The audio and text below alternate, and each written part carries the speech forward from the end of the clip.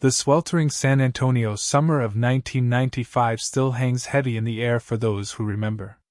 It was a time of endless afternoons, the buzz of cicadas, and the joyous, unburdened laughter of children playing in sun-drenched parks.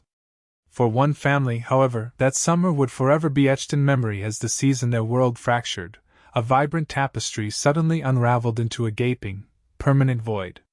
The chilling reality of missing persons cases, particularly involving a child, leaves an indelible scar, a wound that festers for decades, touching not only the immediate family but an entire community.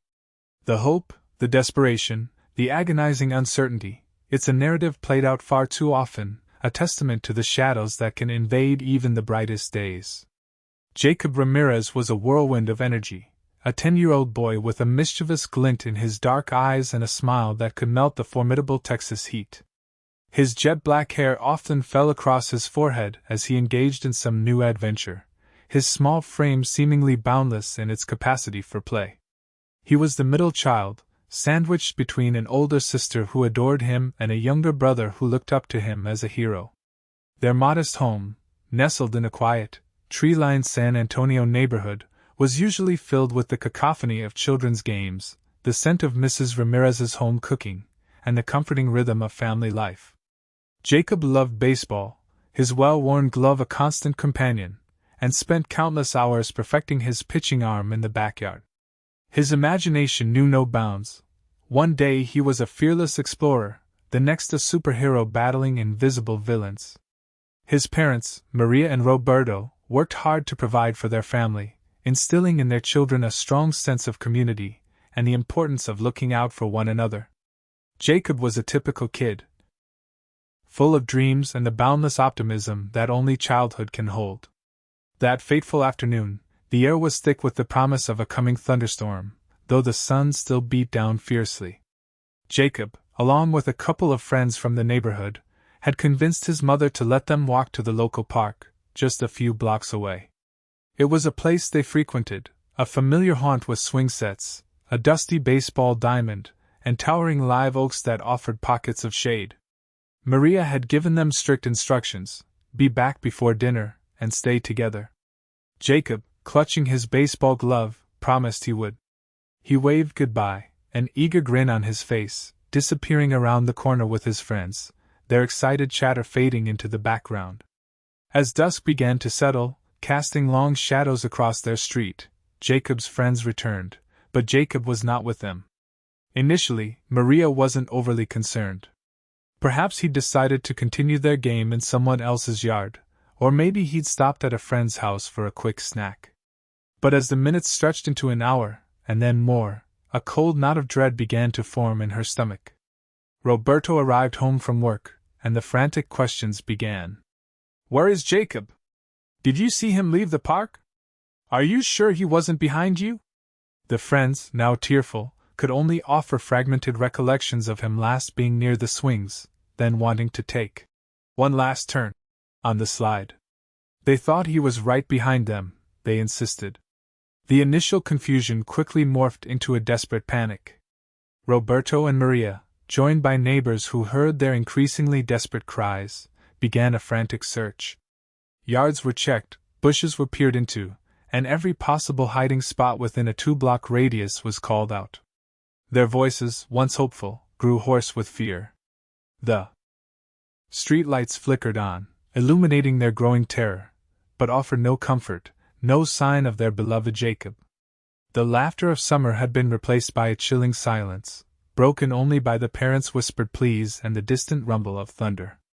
Before we delve deeper into this heart-wrenching case and the decades-long journey for answers, please take a moment to subscribe to our channel.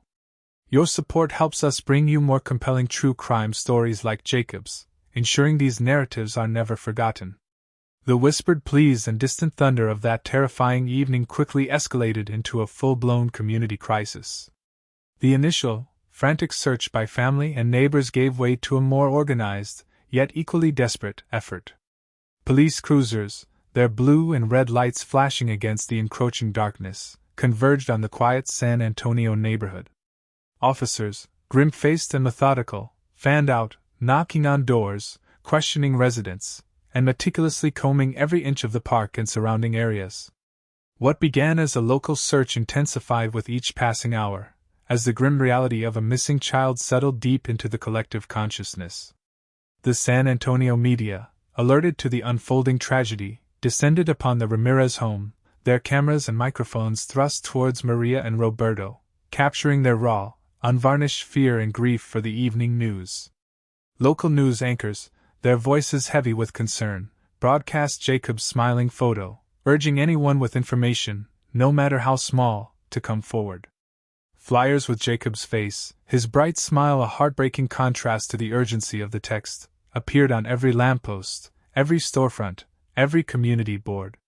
Volunteers, hundreds strong, poured into the neighborhood, their determined faces reflecting a shared sense of purpose and burgeoning despair, forming search parties that worked tirelessly through the night and into the following days, hoping against hope to find Jacob. Leading the charge was Detective Thomas Miller, a seasoned investigator with the San Antonio Police Department. Miller was known for his calm demeanor under pressure and his unwavering commitment to every case, but the disappearance of a child always hit differently. He moved with a quiet intensity, his eyes missing nothing, his voice firm but compassionate as he spoke with the distraught parents. He understood the delicate balance between offering solace and diligently pursuing every lead. Maria and Roberto, their faces etched with sleepless nights and unrelenting anguish, became the public face of the tragedy. Their tearful pleas, broadcast across the city and beyond, were heart-wrenching. Maria, barely able to speak through her sobs, begged for her son's safe return, clutching a worn photograph of Jacob.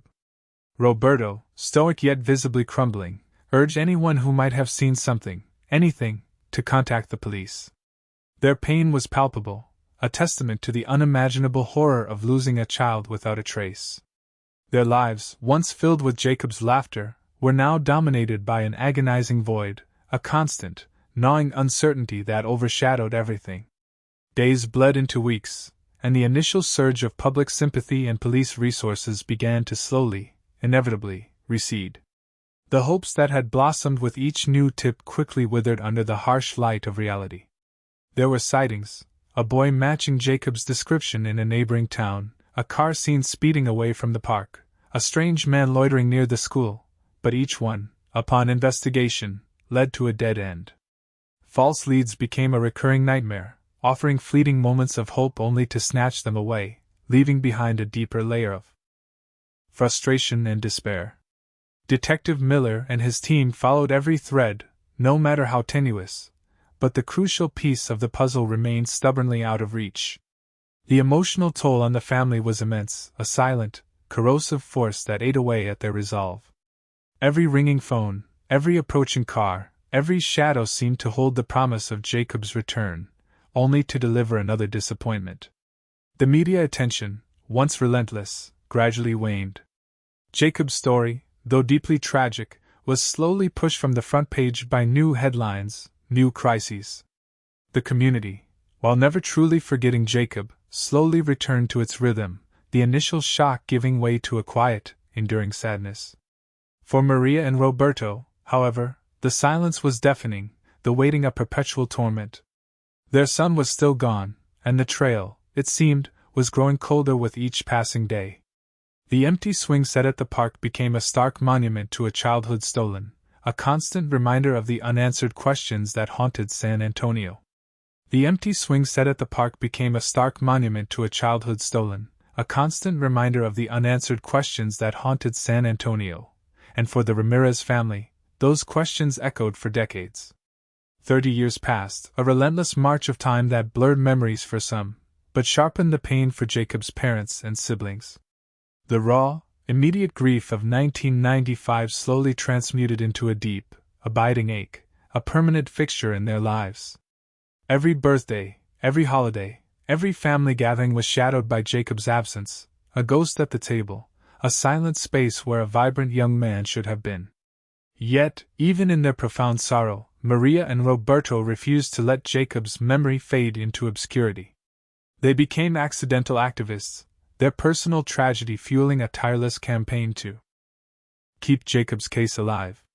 Annual vigils were held at the park where he was last seen, drawing a small but dedicated crowd year after year. These gatherings were solemn affairs, marked by candlelight, quiet prayers, and emotional appeals for information. Maria would always speak, her voice trembling but resolute, reminding everyone of the 10-year-old boy who loved baseball and whose laughter was stolen too soon. Roberto, often standing silently beside her, his gaze distant, embodied the quiet strength of a father refusing to give up. They painstakingly distributed age progression photos, images created by forensic artists that showed what Jacob might look like at 15, then 20, then 30, and finally, 40 years old. These images, unsettling in their hypothetical reality, were potent symbols of a future lost, a life unlived. Each year, they would send letters to the police department, meet with new detectives assigned to the cold case unit, and speak to anyone who would listen, ensuring that Jacob Ramirez, the missing boy from San Antonio, was not forgotten. Their quest for answers was relentless, a testament to a parent's unwavering love, even against the insurmountable odds of time and fading hope. Meanwhile, the world outside their personal torment continued to evolve at an astonishing pace. The very landscape of crime-solving was undergoing a quiet revolution. Forensics, once limited to fingerprints and rudimentary blood typing, transformed dramatically. DNA technology, in its nascent stages in 1995, matured into an incredibly powerful tool, capable of identifying individuals from the smallest trace evidence, a single hair, a microscopic skin cell. Genetic genealogy, once the domain of hobbyists tracing family trees, emerged as a game-changer for cold cases, offering the potential to link suspects to crime scenes through distant relatives. These technological advancements, previously unimaginable, began to offer a glimmer of hope to countless families like the Ramirez's, whose loved ones' cases had long gone cold. The idea that a single forgotten piece of evidence, perhaps tucked away in an evidence locker for decades, could finally speak, provided a faint but persistent light at the end of a very long, dark tunnel. It was against this backdrop of evolving science and enduring sorrow that a subtle shift occurred in Jacob's case. 30 years after his disappearance, a new cold case review initiative was launched by the San Antonio Police Department, fueled by a grant for advanced forensic testing and a renewed commitment to unresolved mysteries. Detective Miller, now long retired, had often spoken of Jacob's case as one that haunted him, a file he could never truly close. The new team, younger, technologically savvy, and eager to prove the efficacy of modern techniques, began systematically sifting through the department's oldest cold cases. Jacob's file, thick with old reports, witness statements, and faded photographs, was among the first they pulled. Then, an unexpected development.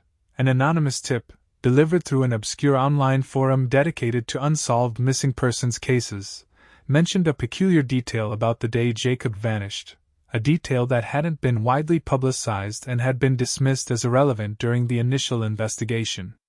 This small, seemingly insignificant piece of information, combined with the new mandate to re-examine all evidence, prompted the lead detective on the cold case team, a sharp young investigator named Ramirez, to pull Jacob's physical evidence, which had been meticulously preserved.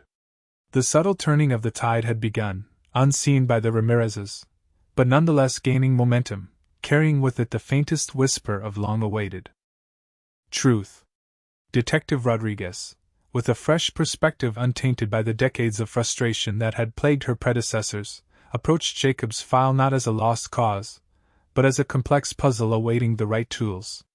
Her team, a small but dedicated unit specializing in leveraging modern forensic science for decades-old crimes, began the laborious process of re-examining every single piece of evidence connected to Jacob Ramirez. The yellowed crime scene photos were digitally enhanced, bringing a startling clarity to details once obscured by poor lighting and aging film. Witness statements, meticulously recorded but handwritten in neat cursive, were transcribed into searchable databases, allowing for cross-referencing of minute details that might have been overlooked in manual reviews. They didn't just read the old reports, they deconstructed them, searching for inconsistencies, missing links, or observations that, in the context of 1995, seemed trivial but now, with 30 years of forensic advancements, could be pivotal. Their focus soon narrowed to the physical evidence, carefully catalogued and preserved in an evidence locker for 3 decades. Among the dusty boxes and brittle plastic bags were Jacob's baseball glove, found discarded near the park's perimeter, a small, worn sneaker believed to belong to him, and crucially, a faded red t-shirt that had been found snagged on a low branch near a rarely used hiking trail bordering the park days after Jacob's disappearance. In 1995, the t-shirt had been tested for fingerprints and bodily fluids with the technology available then, yielding nothing conclusive. Detective Rodriguez, however, recognized its potential.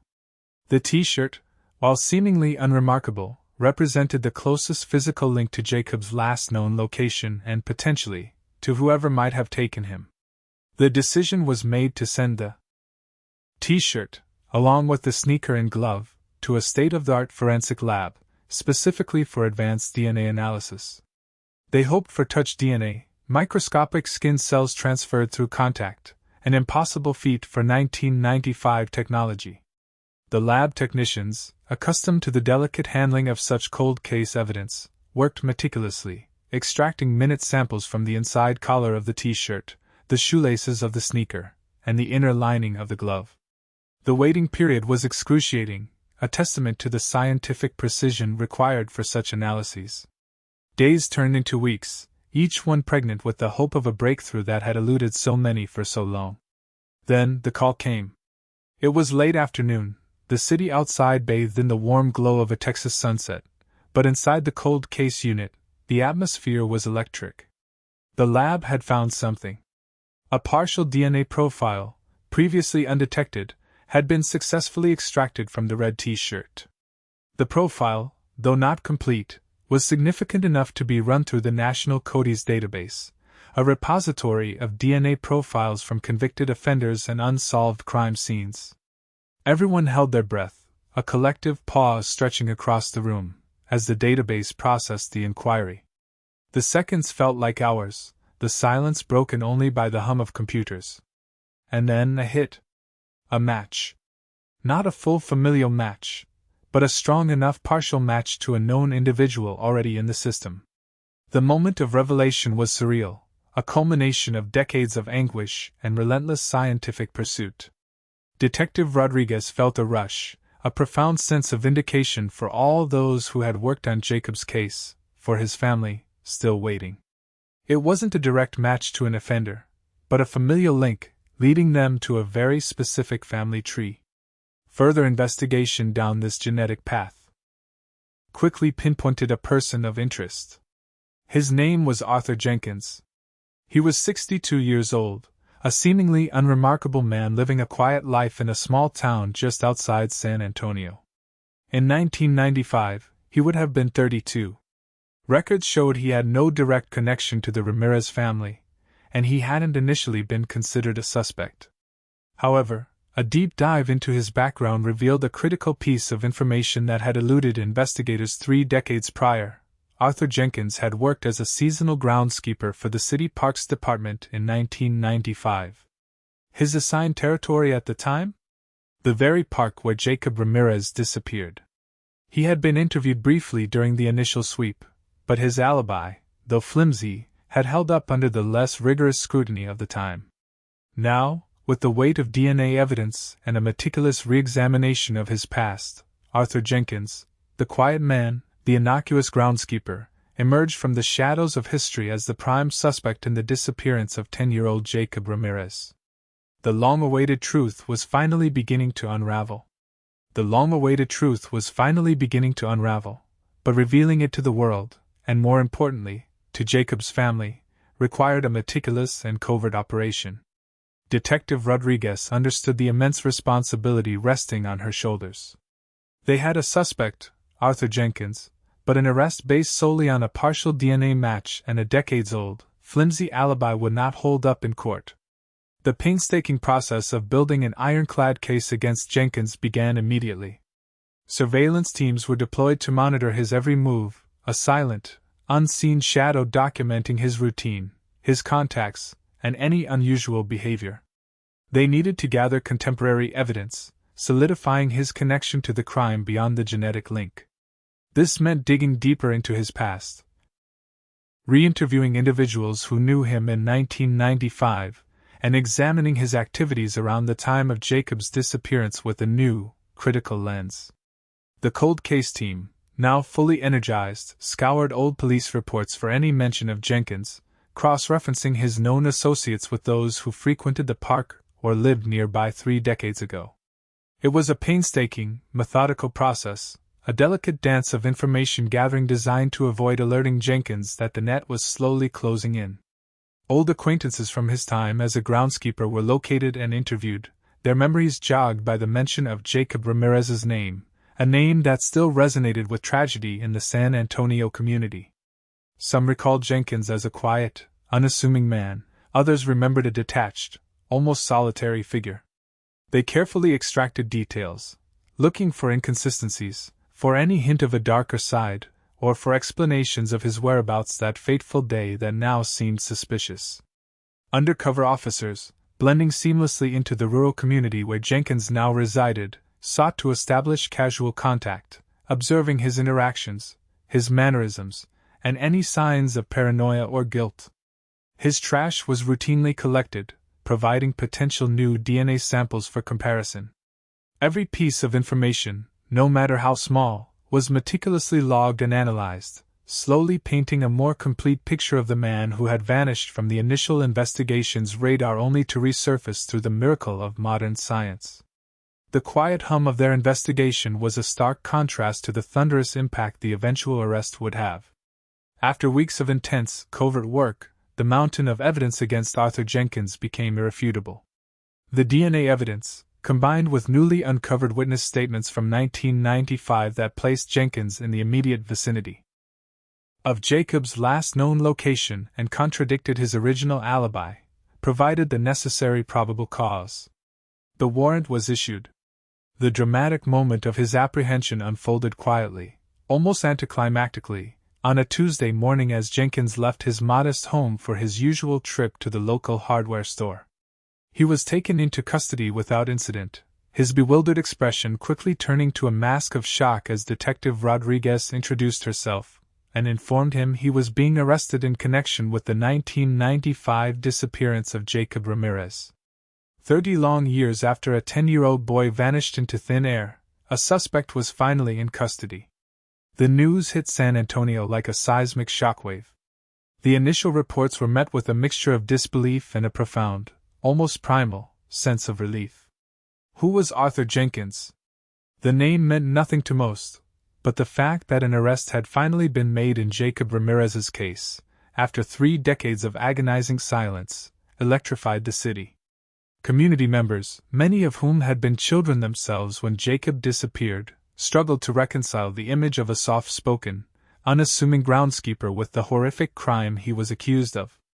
Local news channels immediately reran archival footage from 1995, showing the frantic search and the tearful pleas of Maria and Roberto.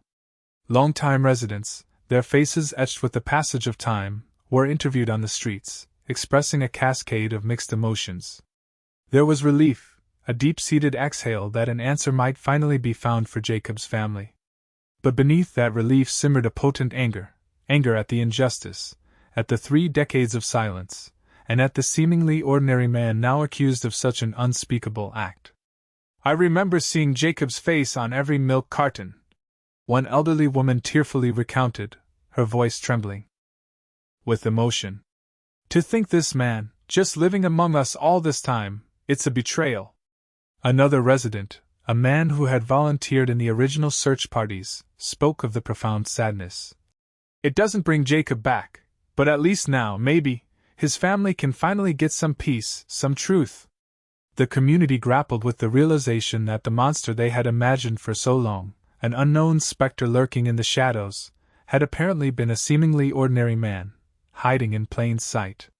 The arrest of Arthur Jenkins didn't just solve a cold case. It ripped open old wounds, forcing San Antonians to confront the enduring pain of a lost child and the chilling reality that evil can wear the most unassuming of faces, all while sparking a desperate hope for justice that had flickered for far too long. The arrest of Arthur Jenkins didn't just solve a cold case. It ripped open old wounds, forcing San Antonians to confront the enduring pain of a lost child and the chilling reality that evil can wear the most unassuming of faces, all while sparking a desperate hope for justice that had flickered for far too long. With Jenkins in custody, the legal gears began to grind, culminating in a preliminary hearing that saw him plead not guilty, setting the stage for a dramatic trial that would finally unveil the full, horrifying truth of Jacob Ramirez's disappearance.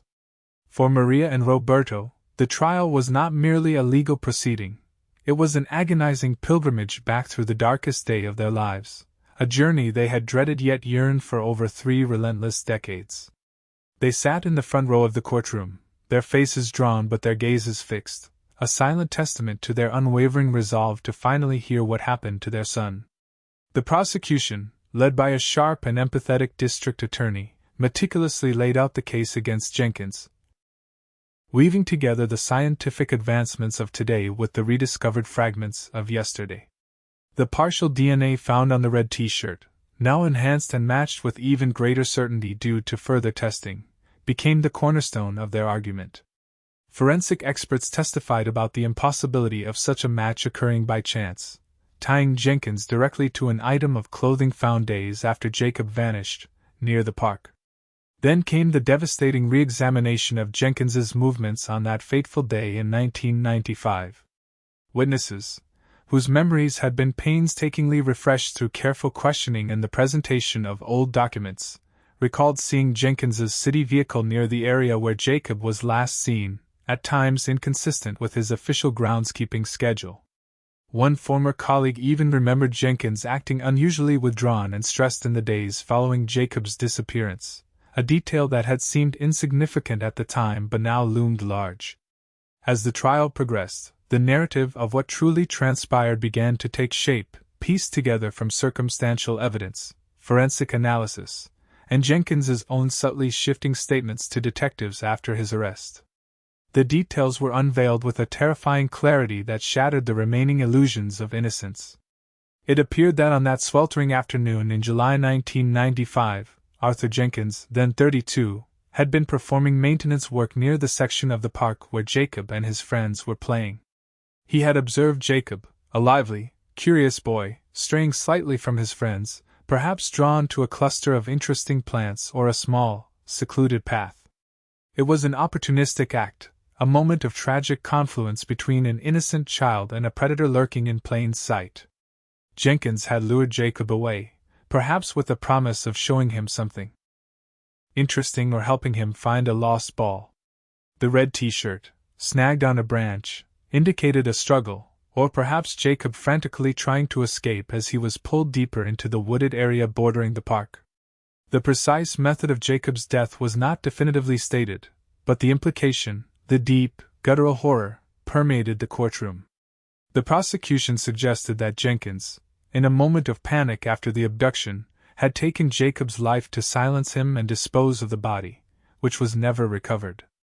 The motive, as with many such unspeakable acts, remained disturbingly opaque, hinted at by a history of undisclosed psychological issues and a pattern of isolated, secretive behavior unearthed during the investigation. For Jacob's family, sitting through these revelations was an ordeal beyond words.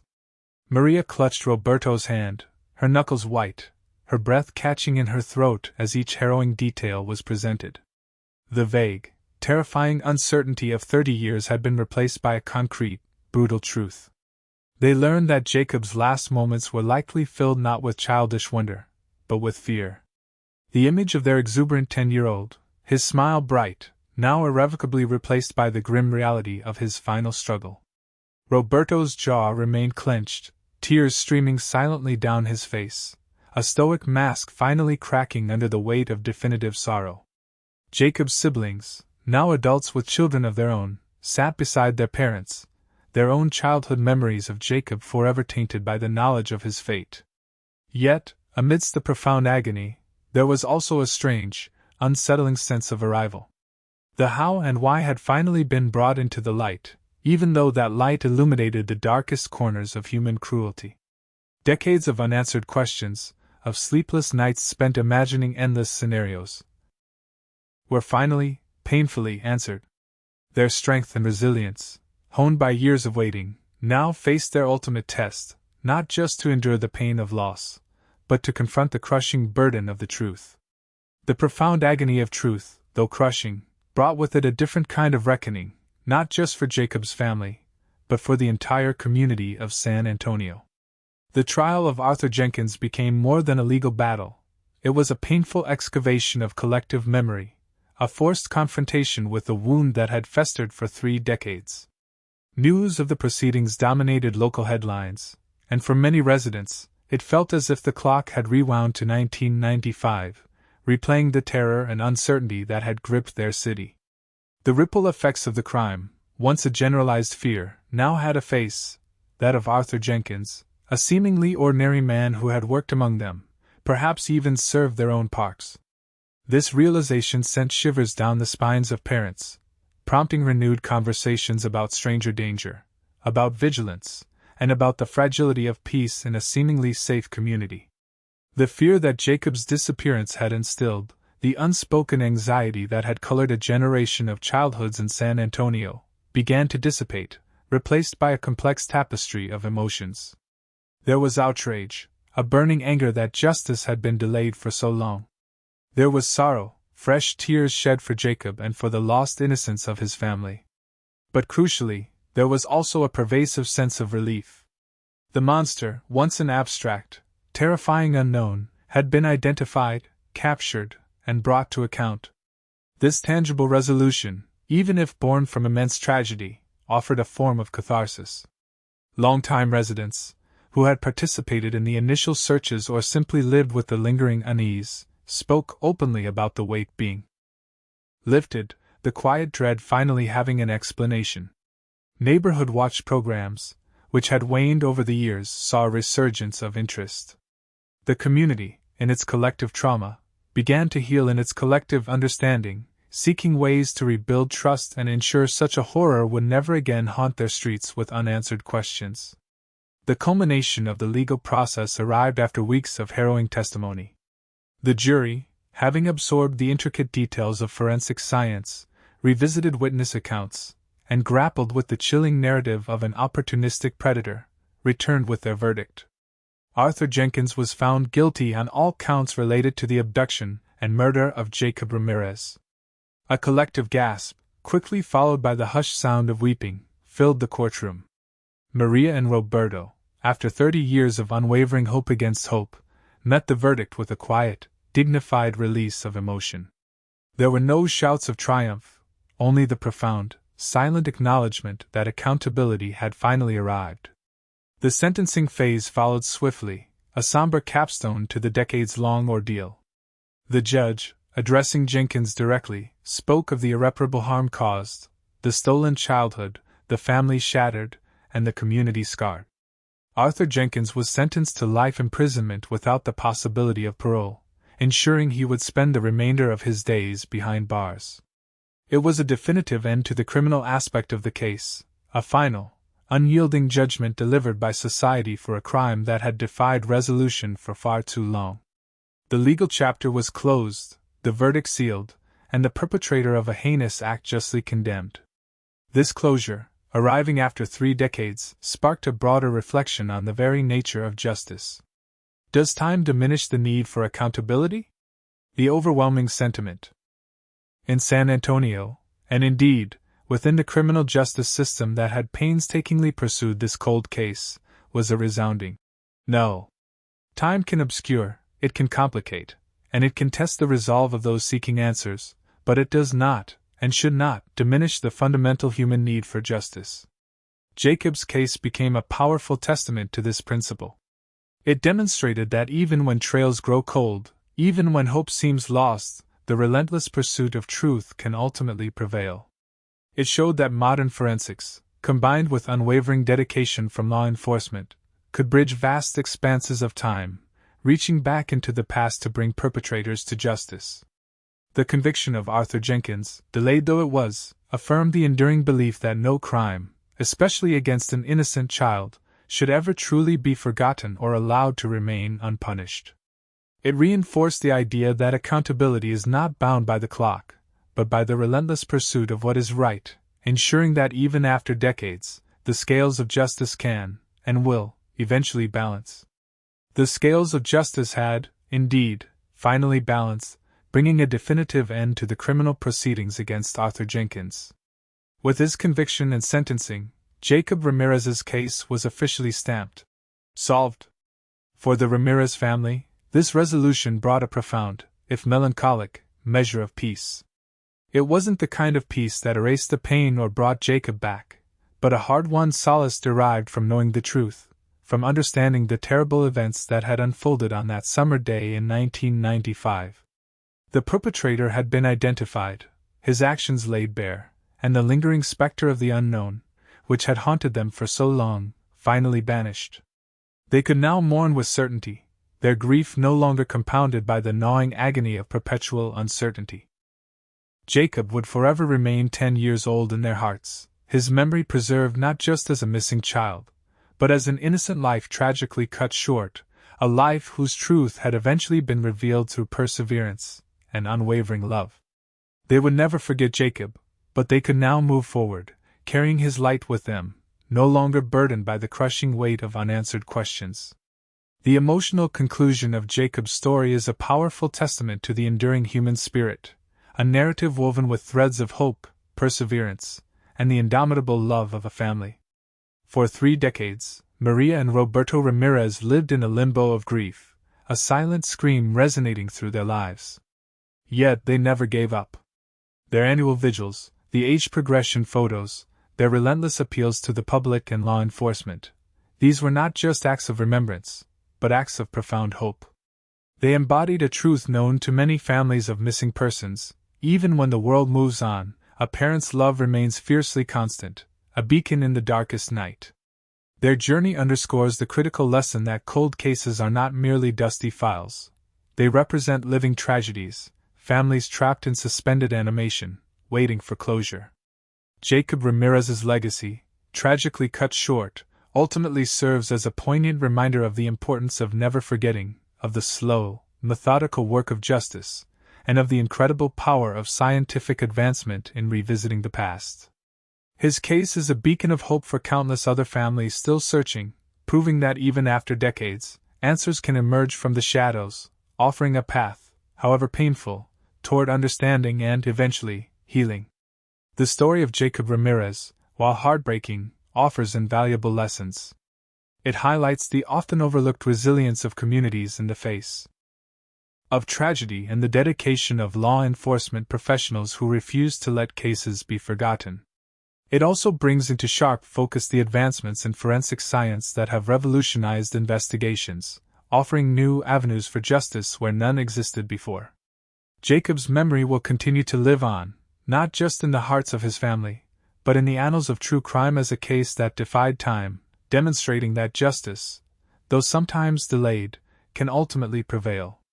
His story reminds us that every victim deserves to have their truth told, and every family deserves the closure that comes with it. Thank you for watching this compelling, decades-long journey for justice. If Jacob's story resonated with you, please consider subscribing to our channel for more true crime content that delves into complex cases, explores the human element, and spotlights the relentless pursuit of truth. Don't forget to like this video and share it with those who might find it impactful. For another incredible story of resilience and belated justice, check out our video on the mysterious disappearance of Sarah Jenkins, a case that also took decades to unravel.